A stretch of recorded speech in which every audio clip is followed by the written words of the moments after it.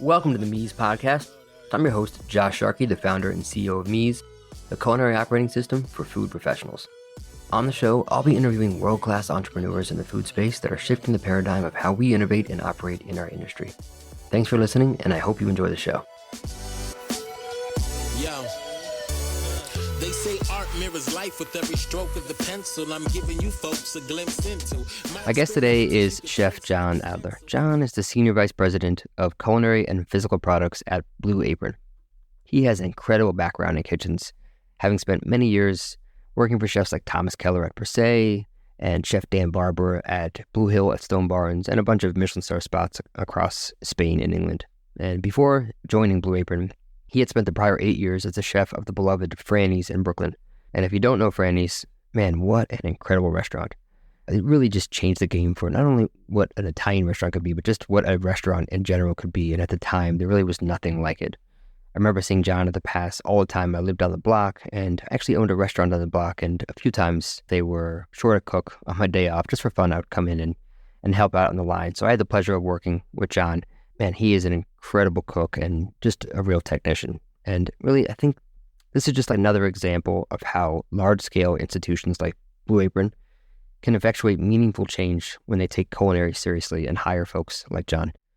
John and I talk a lot about what it's like to leave the restaurant world to join one of these corporations, how the restaurant experience sets you up for success in any endeavor. And of course, we dig into the whole world of Blue Apron, what it's like working there, running the R&D kitchen, and just how he's creating really incredible food for homes across America. So as always, I hope you enjoy the conversation as much as I did.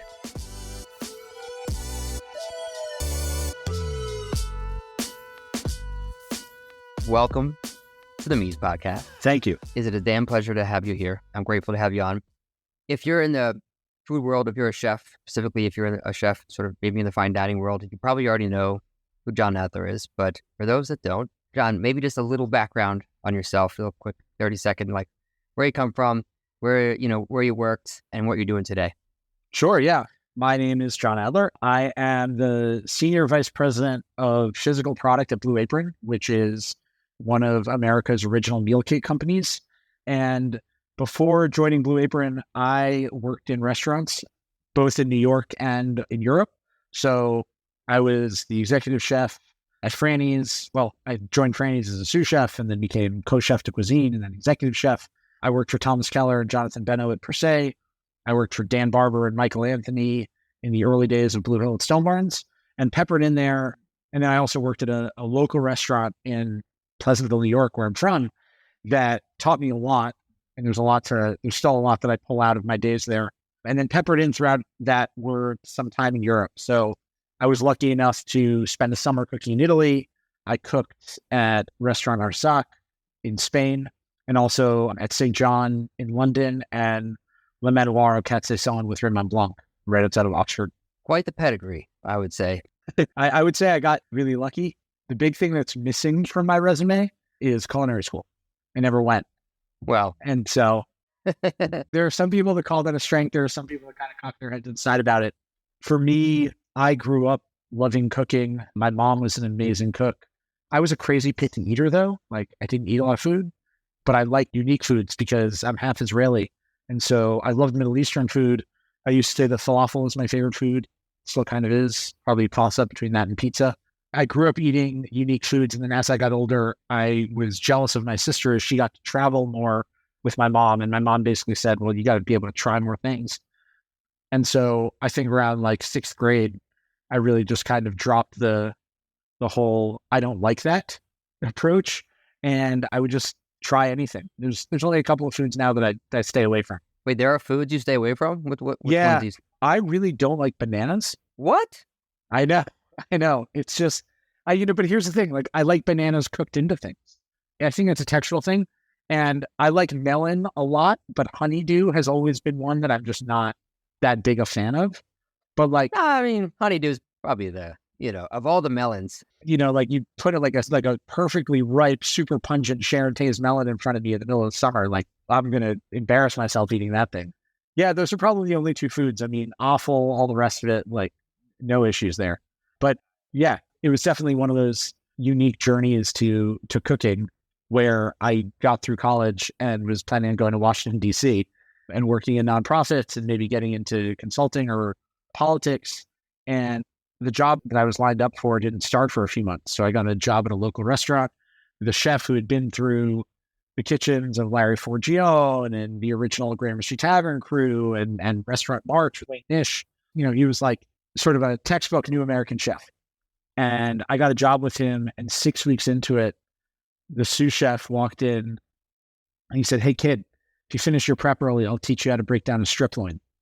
And I was like, "Oh yeah." I'm like, busted through my prep and did the butchery with him.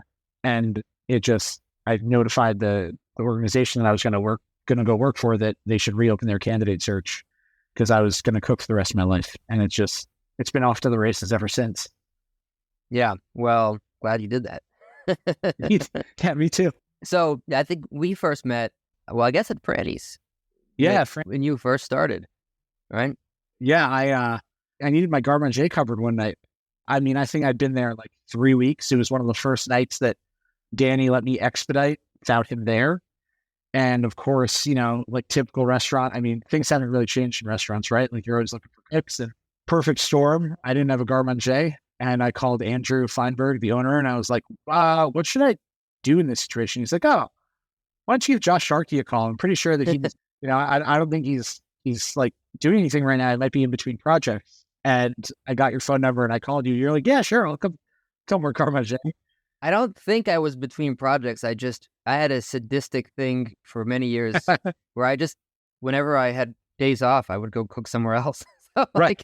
I think at that time I was working at Belay still, and I just had the day off, happened to, and I was like, yeah, I'll cook, because Sure, why it's just not? like a nice little respite, and I did that often. But I remember it was a great night because I had seen the kitchen when Brandon Gillis, a former business partner from Mark, had been there, but I hadn't been there since the new guard of you and Danny, and it was awesome, man. It was seeing, because it was stuff I hadn't actually seen before, and the way that the food you guys were doing was just really, really cool. And so it was not only fun, like it was just a really fun night, but learned a lot. Thank you.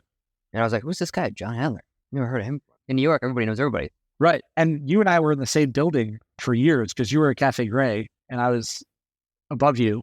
I actually, when I was applying for jobs after I came back from Italy, I handed in my resume at Cafe Gray, and they were like, "Okay, that's cute," But I ended up, I think we were neighbors for a brief period of time there. Mm-hmm. You guys would use our cryovac machine when you was broke. Yeah, or when the health department was showing up. Mm-hmm. And remind us why we don't make veal stock the right way. Or I think that was just Matt Acarino. Matt, I love you, buddy. I love you, Matt. So anyways, okay. So your background now, and now you're running food and R&D with Blue Apron. But being in the restaurants, that was what you did for so long, and you moved on to Blue Apron. So we're going to talk about like what it's like at Blue Apron, but what do you miss most about those types of kitchens now that you're in more of like sort of a tech corporate kind of environment? The camaraderie that exists in a kitchen is really unique, right? Like you end up spending more time with the people who you work with in restaurants, especially the restaurants where you and I worked, than anyone else in your life. Like, your partner, your family, your friends. So whether you like each other or not, you find a way, and, you kick back at the bar afterwards. And so that camaraderie is hard to replicate. We've gotten pretty close with our test kitchen team, which is great. But truthfully, the intensity, the sort of spontaneous creativity is a really hard thing to let go of. I know you went to the green market constantly. When I got to Franny's, there was some relationship with the green market. One of the things that I really pushed was we should go to the market first. And if we can't get it from there, work through a distributor or a local aggregator. So we were at the green market 4 or 5 days a week, and everything was hand selected.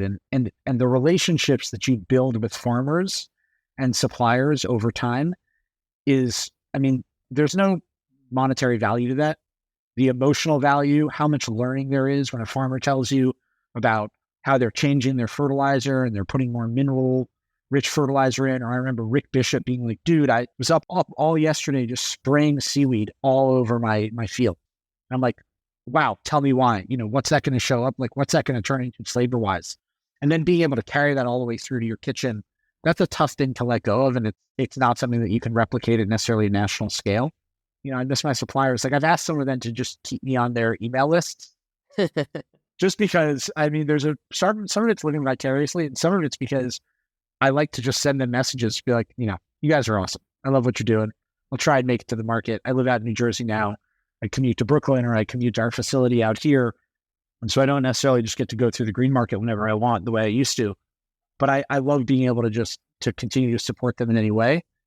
And the other part about it that I think is really hard to let go of, there are aspects of the working, right? So, having total control in a restaurant, being able to control the end-to-end experience for your guests, which is something that I had a voice in at Franny's the whole time I was there. And even when you're at places like Per Se, you're picking the plates for dishes and things like that, you really have a voice in that experience. And that's something you have to be able to let go of to a certain extent, or at least acknowledge that you're not going to be a decision maker on in a tech company all the time, but is the guests. I was at Franny's for 8 years. I watched people have babies and then those kids be able to sit at a table with their grownups and order by themselves. And when I first got there, to a certain extent, I think the transition from Per Se to Franny's was almost harder in certain regards than the transition from Franny's to Blue Apron, because Per Se to Franny, like just being in an open kitchen and working in a more casual environment, and that was in some ways like more jarring. It probably took me a little bit longer. Some of it's my own immaturity at the time, but probably took me a little bit longer to make that adjustment in certain regards. But I miss the guests. I stay in touch with a lot of the old regulars from Franny's through Instagram and whatnot, simply because you really do develop at a restaurant like that. It's a neighborhood restaurant where people are every week and you're seeing them. You're watching how they might change week to week, and you're there when they have kids. You're there when they lose family members. You're there when they're celebrating engagements. That level of personal connection through your product is something that is really hard to let go of, because the feedback loop is so immediate, And so it's not only just about the like, oh, it's so nice to see you again, but we'd be trying out a new dish and we had this family, the Goldbergs, who would come to Franny's, and I'd walk over to the table and I'd be like, hey, I'm working on this, but like, I'd love to know what you guys think about this. And that's something that you can't necessarily do at a national scale when you're servicing hundreds of thousands of people on a given week. And that's the kind of stuff that I don't want to say would get me out of bed in the morning, but it would give you a different sense of gratification for sure, Yeah. Well, you talked a bit about the skill sets and how they sort of carried over to Blue Apron. So I want to get into that, but I am curious. We have a similar sort of construct with, I have a software company, and connecting with our customers is a lot more digital than it is obviously face-to-face, and which is similar to Blue Apron. But are there things at Blue Apron that you guys do to have a deeper connection with customers? Do you have like any sort of like advisory boards or customers that are sort of part of a group that you can connect with more often to get, more direct feedback? How do you sort of like emulate that in Blue Apron? What happens in the restaurants? Yeah, it's a great question. It's something that, because so much of my brain and my heart, I think it's important that you engage both when you're doing any kind of brainstorm here or thinking or decision making, is based in hospitality. It's something that I wish we could just spend, like a ton of time on. But we have, at a very basic level, like we have recipe ratings. So anytime someone cooks a recipe with us, they're giving us a rating. They can leave comments, and someone from our team reads every comment every single week. We're talking about thousands of pieces of feedback. I mean, if I thought my life was one giant Yelp review working in restaurants, it's that on steroids, but in really a great way, which is, there are some people who will tell us what they like and they don't like, and that's a good indicator of what we need to do better at as a culinary team. But you also start to get a sense of why the product works for people. So people will say, my child's a teenager and I'm having trouble connecting with them, but we come together 3 days a week to cook Blue Apron, and it's been amazing. And you have people who have gone as far to be like, this saved my marriage. Or people say, I'm writing this on behalf of my friend. They're going through a tough time, but I've been sending them my box, and they've said it's their favorite part of the week. And those are the stories and we share those, company-wide, not with the customer's name necessarily, but we share those company-wide, and we make sure that there's also the opportunity to correspond with those people. So a few years ago, somebody wrote in a review in the voice of Game of Thrones, as if they were, like writing a Ravens message. And we ended up in our customer experience team ended up corresponding with this person in like snail mail. And what it resulted in at the end of it was us sending them a free chef's knife, and we're like, you should have the sort of, and it was such a high touch moment. That's, you talk about Will Guidara talks about like unreasonable hospitality. There's a certain amount of unreasonable hospitality in that, but it's a good reminder that, well, you have a product that brings you into one of the most intimate parts of someone's life. It's how someone chooses to feed themselves or feed their family. It's a really intimate decision when you think about it. It's high stakes. I often say, like, I'm very humbled at the opportunity that we have with our product because of all the things we have access to in the world, and things can be delivered within 1 day to 1 hour, and all the delivery apps and whatnot. The idea that somebody makes space for you and welcomes you into their home 2, 4, 5 nights a week, that's a humble opportunity that you should take seriously. And then when they give you feedback on it, it's something that you have a fidelity in that relationship, and you got a fidelity to that customer to think about that feedback. And so our customer experience team speaks to people after their first box. They reach out if we get a concerning review where we'll say, like, we should probably get in touch with this person. And so it's a constant feedback loop. And then when we do product R&D or research, we will reach out to customers and we will do video interviews. We have listening sessions. And I get giddy when I have time in my schedule that I can sit in on these interviews, because you learn so much about people. Yeah, I bet. Obviously, the feedback loop from customers is so incredible, especially because you guys have so much scale. But the other thing that I find fascinating about the model of Blue Apron is the feedback as it relates to improving these recipes. Because, for me, obviously, I have a special relationship with recipes, and I think that there's so much more to them. And especially coming from kitchens where we think a recipe is just like what, how much, and maybe how to do it. And there's so much that is left to be implicit instead of explicit. And a recipe actually should just be getting better over time in the place that you're making it, because it's not just the amount of ingredients and cook it at this temperature and saute it like this. There's so many little, as you and I know, like elements that make that thing great. What color should those shallots be when you caramelize them? And, what size of pan, and how long should you preheat it for? And how should you stir them? And should they be at the center of the pan, or should they be spread out? And all these things, they matter. And when you write a recipe, it's very hard because we, as chefs, we have this cognitive bias around, like, we just assume things because we know how to cook. And we also assume things erroneously, that we just assume that people know what we're thinking. And so we write something, and I find often that it will be executed poorly, or just not the way that you wanted to, because you didn't know all these things and all these questions. You guys have thousands of these questions, so you can constantly be making these recipes better and better, because you put a recipe out, and within a week, I'm sure you're going to get all these questions. Well, you said to add the garlic in. Do I add the garlic and the butter at the same time? And do I add all the butter? And do I wait till it melts? Or, like all these things that, like, you don't think about, that we just do, right? That, as just part of of cooking. And you have the opportunity to make these incredibly accurate and explicit recipes.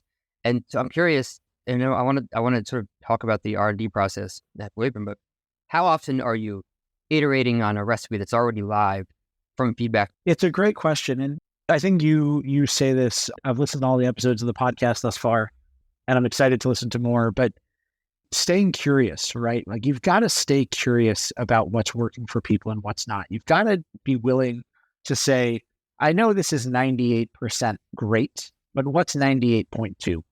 And there's the old Thomas Keller quote, which is like, when you acknowledge and you accept that there's no such thing as perfection, it's just about making good food and making people happy. Like, that's what good cooking is about.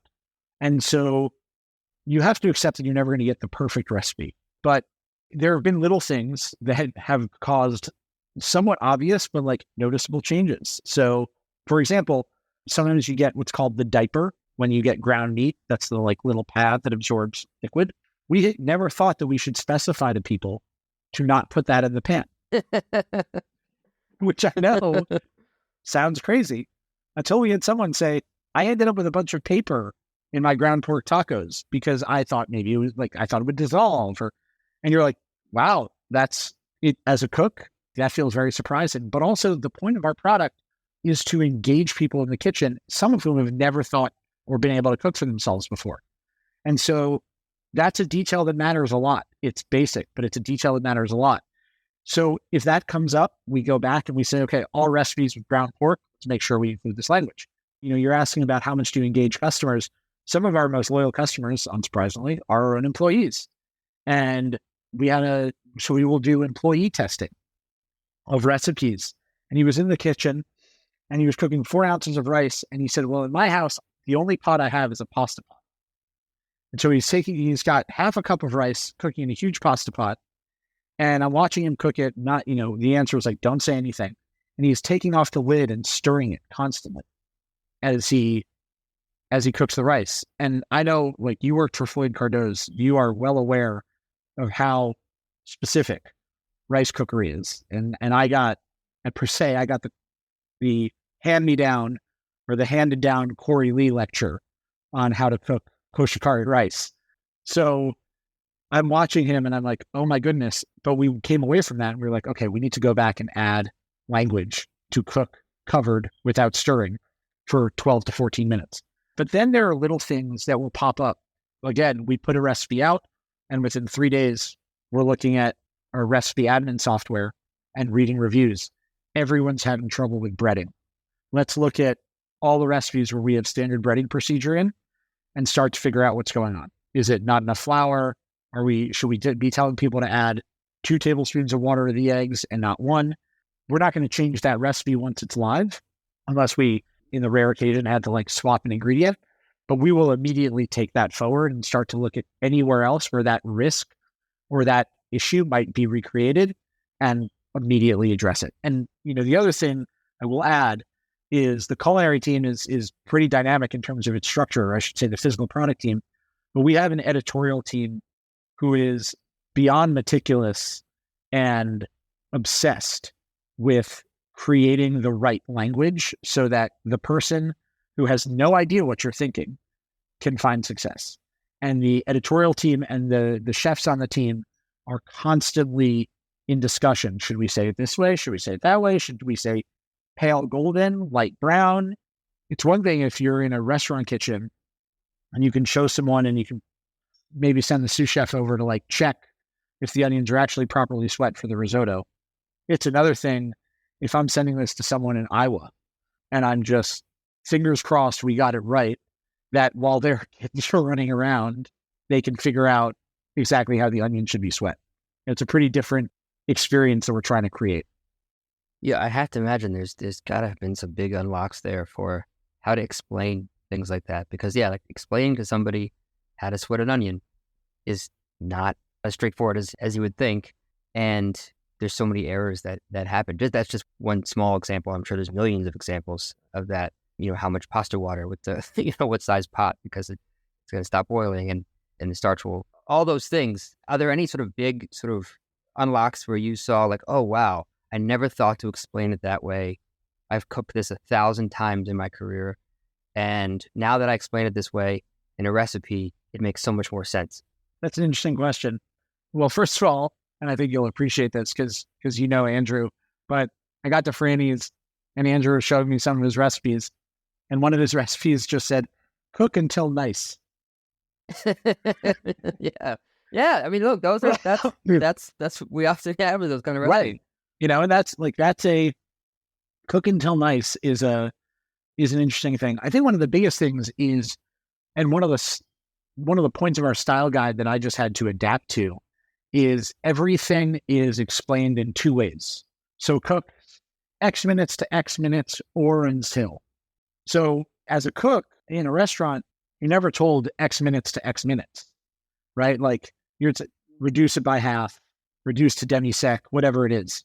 Okay, fine. I understand what that is. And you probably get it wrong a few times because by half in a certain size rondeau is different than, a pasta pot or anything else. So I think that's something that it took me a while to get used to. As far as things that I didn't really realize, it's the basic stuff. It's heat oil until shimmering. if I don't have to tell you as a cook, if you're pan frying something, I don't have to tell you to, like in a restaurant, you should know, or even things such as cook cut side down versus cut side up. And in a restaurant, you would probably be specific about that, but you would also assume that it's intuitive. The one that our CEO talks about all the time, when people ask her, like, our CEO is a very good cook and her father was a very good cook. And she grew up cooking, never worked as a professional chef. But the first time I met her, we cooked together. First time I met her in person, we cooked together. And she knows her way around a kitchen. Tell people to pat their protein dry before searing it. Obvious, right? Like, or as a cook, you're taking your steaks out, you're tempering them before service. And she says, she was like, that was the one that I'd read in recipes and I never really paid attention to. And then I did it at Blue Apron and I was like, oh. And I think that that's probably the recipe step, because so many of our recipes are protein based. That's the thing that, and then teaching people how to use fond, like that's one of those things that when you call it out in a recipe and you make the time, we only have 6 steps. So, and only so many characters, that can fit. When you take the time to tell people to do that, and then you tell them to build a pan sauce, and because they had a nice dry piece of chicken and they're searing it, they got a good amount of fond, and then they're adding in aromatics and they're deglazing and they're mounted with butter. As a cook, that stuff is basics. It's 101 once you're through knife work. And now we can teach people how to do that. We can explain to people why they're doing that. And it's incredibly exciting that it's not like, hey, cook your chicken breast in a pan. Sorry, it's a little dirty. You go clean that. Go dump some barbecue sauce on top. Like that, I feel like you think of as automatic, but you don't realize the effect that it has for people. Yeah. I would probably assume a lot of home cooks might not know what fond is. That makes a ton of sense. I'm curious, actually. I've always actually been curious about this as it relates to this model. Like the metric of success for a customer, right? Like, is the idea that eventually they just learn how to cook and then they're just cooking, or because that's not great for Blue Apron. What's the goal here for the lifespan of a customer as they start using Blue Apron? I think the goal is that, yes, they learn how to cook and that they become curious about cooking. I think that one of the things that drives cooks, I think Wiley said this when you guys were chatting, which was, man, what a great conversation to be able to listen to. There's a certain element of cooking that's just constant learning and curiosity. And one of our core values is lifelong learning. It's why the company is called Blue Apron, right? That like all cooks, even the chefs during prep, are wearing blue aprons as students in the kitchen. And so the company is called Blue Apron because it's a symbol of learning in the kitchen. And the goal is actually that customers do learn how to cook and they continue to find new and exciting ideas from us. So it creates a lot of pressure for the culinary team. We have to constantly be delivering new recipes, finding new ingredients, thinking about new flavor combinations, and then through our product innovation, thinking about other meal experiences that we can offer to people where they might say like, yeah, look, I only get 2 weeknight meals from you guys because you've taught me so much, but wow, like recently we did a cassoulet box. Like getting home cooks to embark on making cassoulet is pretty daunting. And it was nice, like some folks noticed and they're like, wow, you figured out a way to make cassoulet in an hour as opposed to 3 days, which of course, we took through shortcuts because we sent you the duck confit and we sent you pre-cooked pork belly and pre-cooked beans, but people were making cassoulets at home. And so there are people who feel like they've graduated Blue Apron who stay with us because then they see that and they're like, well, okay, I guess you got to do that. I'll take a cassoulet, kid, if you got some duck confit for me. And truthfully, I never stop learning what's going to be meaningful to people and what's going to be exciting to people. We as a culinary team never stop thinking about what might we do. Could we take our pizza dough and make khachapuri and send that to people as a brunch dish? Do we actually think that pork belly is something that people would want to cook at home outside of being able to get it in bao buns or at a new American restaurant with like pickled mustard seeds or something? And it's like, actually, yes, but then it's learning like, they're not that into that. Maybe they're not so excited about pork belly tortas, but pork belly ramen, like all day. And so one of the amazing parts about the team that I get to work with is most of the people on my team in some way, shape or form grew up around food or worked in restaurants. We jokingly call the culinary team a retirement home for fine dining cooks.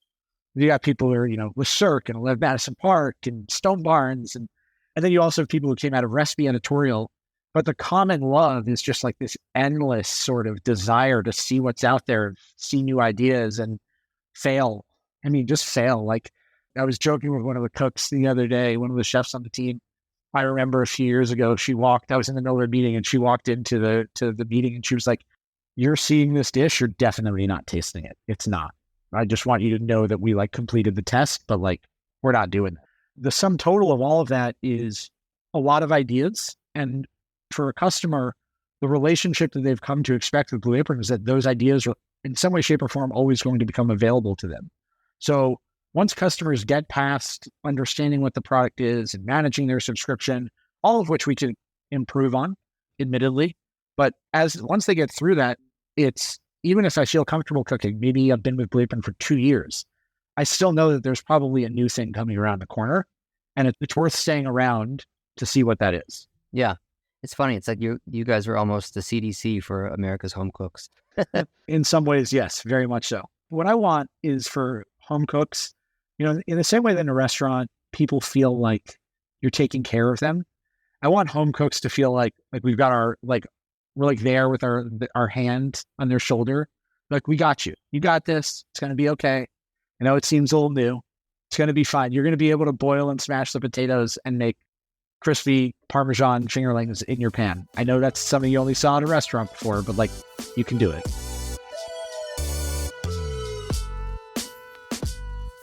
This podcast is brought to you by Mies, the culinary operating system for food professionals. As a chef and restaurant owner for the past 20 years, I was frustrated that the only technology that we had in the kitchen was financial or inventory software. Those are important, but they don't address the actual process of cooking, training, collaboration, and consistent execution.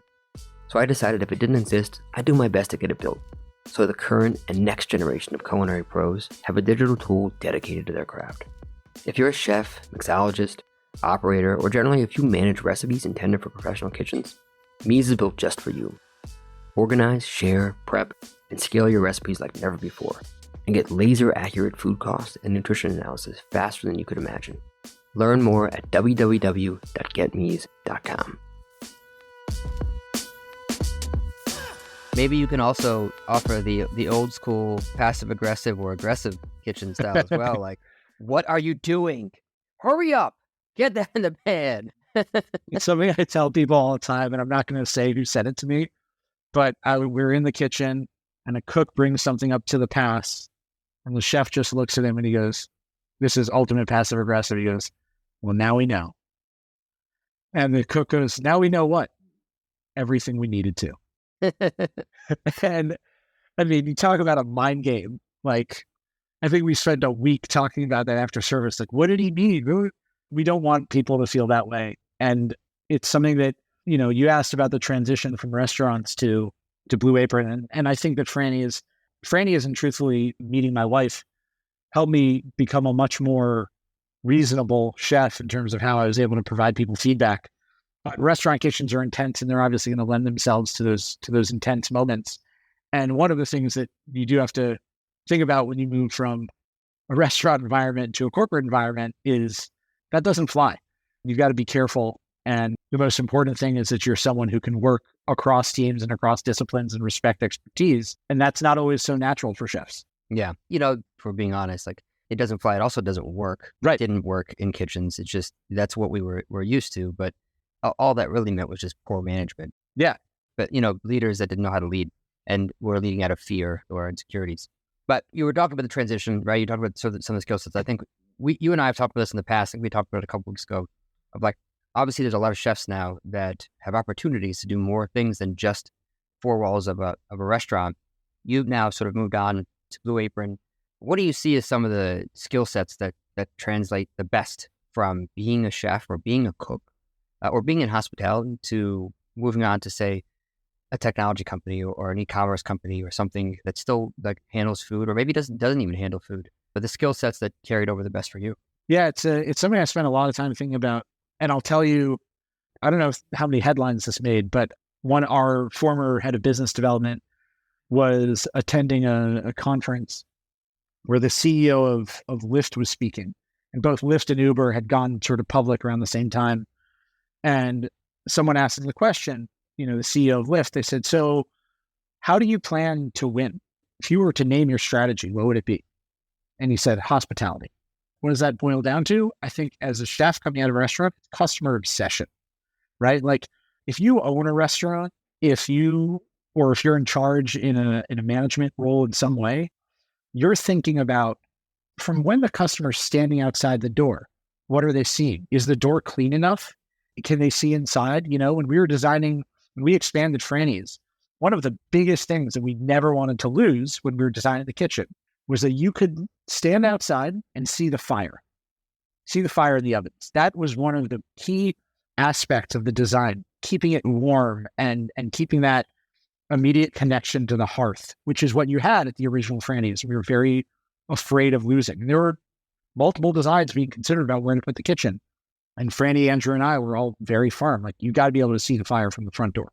You've got to have that immediate connection because that's so much of what defines it. And so that attention to detail, and I know I mentioned this to you in the past, you talk about like, what do you learn working in kitchens? It's the details matter. And also the details can determine the success of any one dish or any one experience. And like, I remember I brought this canapé I was working on to Jonathan Benno, and I had it all plated.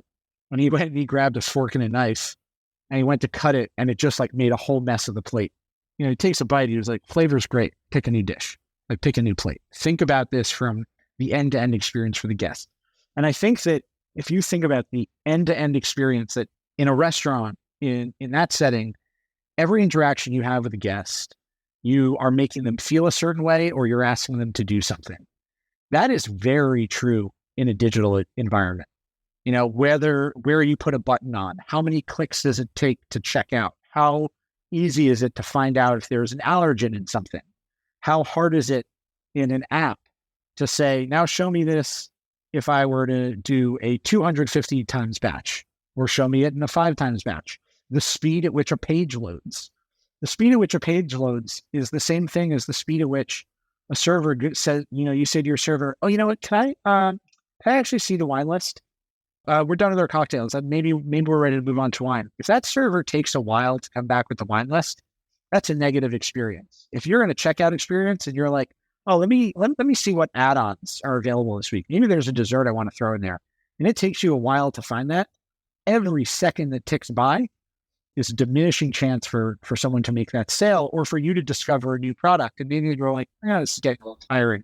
Been around for a couple of years. I'm not seeing the new stuff. I got to go. It's a way of thinking that I think when you work in fine dining, but really when you work in any restaurant, if you work in a deli, right? Like, where does the line go? I remember at Bark being impressed that the holes to dump your trash were large enough that I didn't have to maneuver the tray in a way where it would make a mess. That makes it easier for you guys because you don't have to come clean up. And for me, my hands aren't dirty. I don't need to go to the bathroom.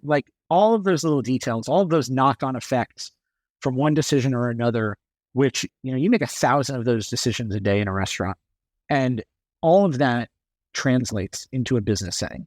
It translates into how you arrange your office. It translates into how often you run your meetings. I remember someone saying that they just learned, this is recently, they just learned that they should start meetings by asking people how they are. In a restaurant, you walk in, hey chef, how you doing today? You walk over to a table as a server. Hi, how are you? Those are foundational things that, again, you kind of take for granted, but also when you translate that over to a business environment, those make someone who starts a meeting by saying, how's everyone doing today? Versus walking in and being like, okay, what we're reviewing is X. The effect that that's going to have on the people in that room are wildly different. And I think that those are, on the one hand, soft skills. On the other hand, keys to being a good chef, keys to being a good manager that are incredibly relatable across industries. I've talked to dozens of people who are thinking about making moves out of restaurants, and they go, I don't know, I'm just a cook.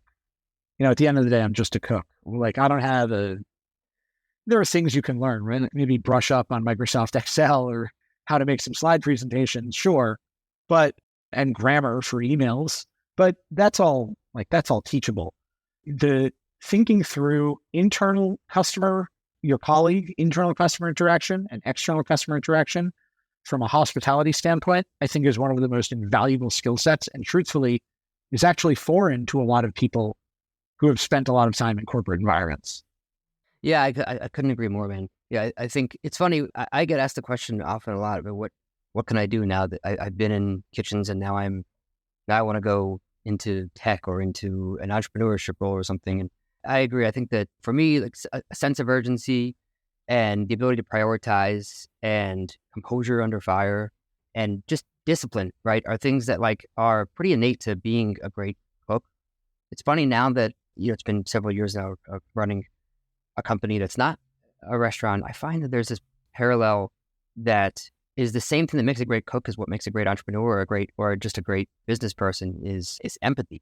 It's funny because we have these first principles at Mies that the bedrock of what we do is a dedication to operational empathy in everything that we do, everything. And when we think about that, it's understanding the plight of the people that you're serving, right? Not just the product that you want to give them or like what's the reaction that you want from them, but like how are they feeling? What state are they in? What are they doing before then? What are they doing afterwards? What's happening? All those things are so important. You talk about page loading and the buttons and things. Those are all important. And it just as important as where are they in the kitchen when that happens? Are there deliveries coming in? Are there a cook that just called out? Is there a fire burning? Did their mom get sick and is in the hospital? And so they had to like come in late. All those things matter for the thing that you're giving them that might have nothing to do with that. And I think that's also what makes a great chef and a great entrepreneur is the ability to be empathetic to the person that you're serving and to know how they're feeling. I'll add one thing to that, which I think is integrity, right? Like at Per Se, inside of Jonathan Benno's cabinet in his office, there was the sign, treat it like it is yours and someday it will be. That level of humility and integrity and sort of willingly and excitedly committing yourself to improvement and to the idea that, when you're cooking fish at a restaurant, every piece of fish you bring to the past says something about you. It says something about your organization, your prioritization. It's a reflection of who you are. That's, as a cook, great cooks, the best cooks I've ever worked with, took that to the nth degree, from the way they walked in the restaurant, the way they made eye contact, how sharp their knives were, the way their towel was folded. That level of integrity applied to anything else is invaluable. Oh my gosh. In terms of like performance, I think that might be the number one thing. And I think that's the thing that translates the most from being a great cook to being, a great anything is a great cook. You walk in and you're like, this is my station. This is my company, right? My spoons are here. My seafolds are here. If I have any more, I know where they are. I know where my salt is. And I've set it up and it's organized the way that I want it. Little do they know that what they're doing is they're building their own little micro company, their own micro business within the restaurant, and they own it and they have the sense of ownership. And I don't know many industries where that is the case, right? Where you have your station and you own the entirety of it. And very often, sometimes you even own like the supply chain of what you're purchasing in that station and keeping it clean and maintaining it, covering it when you're not there. That is something that I don't see. I can't think of another example of another industry where that is so prevalent.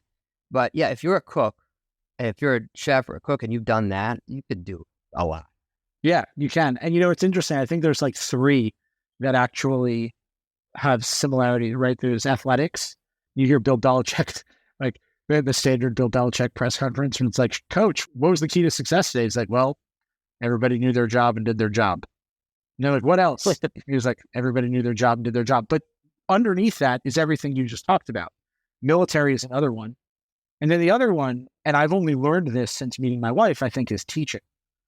Teachers who are, like my wife spends so much time setting up her classroom every year and how she introduces materials and where they're stored and whether the containers are transparent or not. Like, that is very much her own company.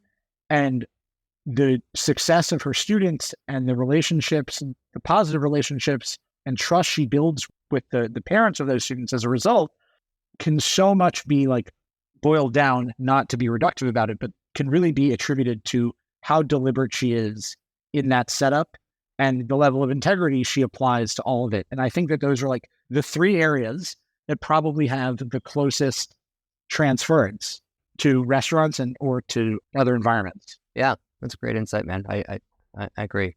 Okay, so we're gonna move into something a little bit. Well, you can take this the way that you like, but I think about it a lot. I love cooking, right? I think we both do. If you're in the industry, of course, you must. I think oftentimes, why do I love cooking? Because now I don't have a restaurant and I'm not serving guests. And, I think about like, if I make the most incredible thing in the world, but no one tastes it except me, is it the same? And I think about the things that I love most about cooking, which is really the prep and setting up and the braise that's going when I go to bed, knowing that something's like poaching or something is being, and this thing's marinating overnight. And I love that feeling. And I think about, why did I start cooking? Why do I still love cooking? And I'm curious for you.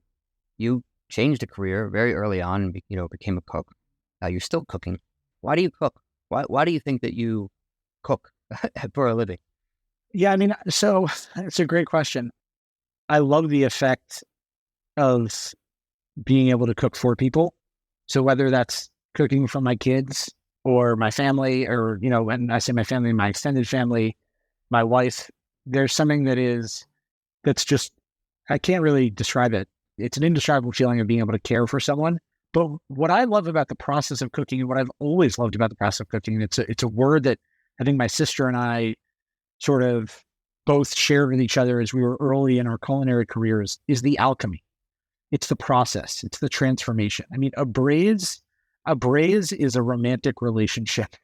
Like you've got this tough piece of meat, maybe, like even if it's just chicken thighs, right? And like you're just coaxing it and it's telling you what it needs. Oh, it needs a little bit more liquid. It needs, maybe like you're tasting it along the way and you're like, this is probably going to need some more acidity than I anticipated. A braise is like a courtship almost. And so there's a real alchemy and a real process to cooking that I find absolutely fascinating and engaging and exciting. And it's a way, like, I learn so much from it. I learn whether it's I'm finding new ingredients or I'm shopping from a new farmer. I'm sitting in my kitchen right now and I'm looking at my sourdough starter that I fed this morning because I'm going to see some friends this weekend and I'm making focaccia, and like, I'm excited about what that process is going to be of taking a few ingredients, mixing them in a bowl, and watching that slow transformation. I hope that it's going to make them smile. I hope they're going to be excited about it. But honestly, I remember getting to like putting a dish out for the staff at Franny's, and everyone was very excited about it and they're very complimentary of it. And the gratification I had was not there. It had actually happened before. When I had an idea and I was able to transform it and take this ingredient and transform it and create, and I tasted it, I was like, oh, this tastes great. I'm really happy with this. A lot of it was internal gratification. Yes, of course, I want them to enjoy it, but there is a real satisfaction in being able to manipulate and combine and coax ingredients into something, and also be humble about the fact that really great ingredients, the story is a lot in what you didn't do to it. So there's a part of cooking that teaches me restraint and humility that I hope I never stop learning. It does sometimes seems like a struggle of the process. Of course, we love that, of like the cooking and the alchemy, and that there's this feeling there that you can't really replicate. But I can't, at least for me, I struggle because I'm like, yeah, I love it when I make food and the people that are there are like, oh my God, this is amazing. This is incredible. There's a feeling to that there's not a lot of times when you can, when you can do that, and we can do it all the time. And, sometimes I worry, like, how much of why I cook is that versus because I just love the process. So I'm always curious for chefs, how you think about the difference between the process of cooking that you enjoy and the result from the people that's, let's be honest, sometimes can be narcissistic because we're doing something that gives other people pleasure and it makes us feel good. Fully. I mean, look, like even making career changes in restaurants. I remember being at Per Se, and like I'd been there 2 years. I felt like I was on a good path. I'd been working the canapé station for 9 months, which is a pretty unique station in that environment where you're given a lot of autonomy and a lot of pressure. And Danny was trying to have me come join him at Franny's, and I remember sitting there and I wrote Andrew an email after my trail that basically said, I'll be entirely honest with you. The only thing that is getting in my way of jumping at this opportunity is my ego. And I know that I'll be able to get over that. And Richard Corraine, who is the development officer, I think, or at least he was when I was leaving Franny's at Union Square Hospitality, he and I were having a conversation, and I'd kind of gone to him for some career advice, and also thinking like, maybe I won't go to Blue Apron. Maybe, USHG is doing something cool that I could like be a part of, which is also egotistical to even think that like I would be considered for it. But, I was willing to take that shot.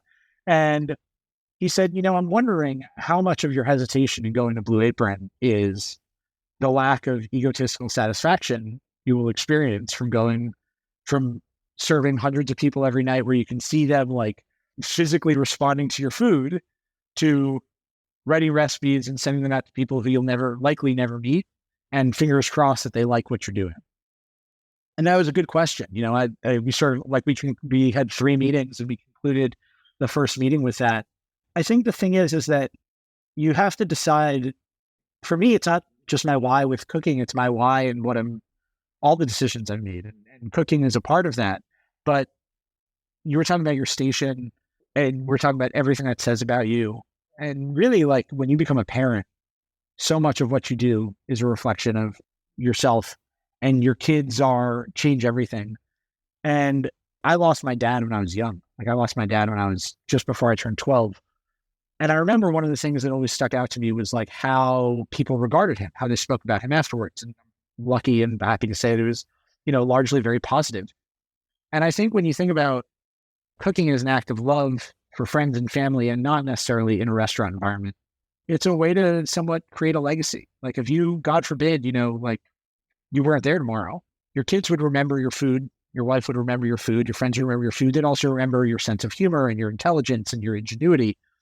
But one of the most common things they would talk about was your food.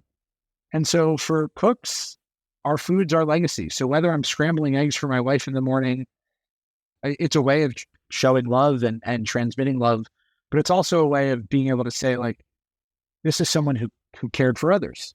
And yes, I'm actually fascinated by the process of cooking eggs, but I also think that cooking for cooks is a way to like tell your story. I didn't realize how young you were. I was similar age. I was 16. My father passed away.